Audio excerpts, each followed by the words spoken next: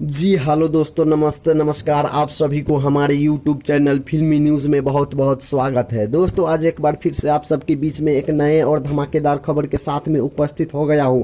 जैसे कि आज आप सबको बताने वाला हूं कि भोजपुरी के सुपरस्टार, मेगा पावर स्टार और मेगा ट्रेंडिंग स्टार के नाम से जानने वाले young young man Pawan Singh ji की आने वाली बहुत ही प्रतीक्षित फिल्म, जिस फिल्म का नाम है बॉस, आखिर कब आएगा इस फिल्म का ट्रेलर आज आप सबको बताने वाला हूँ इस वीडियो में।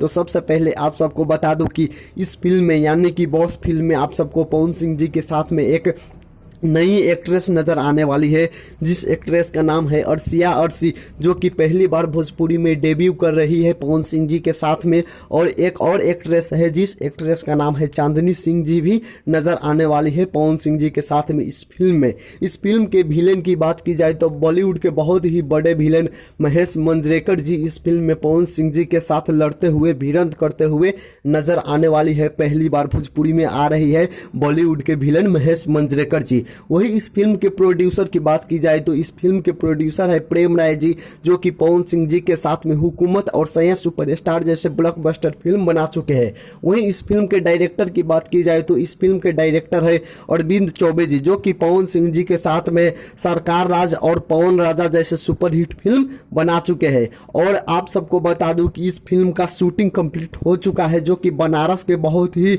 ब्यूटीफुल और महंगे लोकेशन पे शूटिंग कंप्लीट हुआ है। इस फिल्म का अभी एडिटिंग पे काम चल रहा है। जैसे ही एडिटिंग कंप्लीट होगा इस फिल्म का ट्रेलर आप सबके बीच बहुत जल्द आएगा यूट्यूब पे। और फिल्म की रिलीज की बात की जाए तो जैसे ही लॉकडाउन खत्म होगा और लॉकडाउन खत्म होने के बाद जल्द से जल्द इस फिल्म को रिलीज किया जाएगा सिनेमा हॉल में।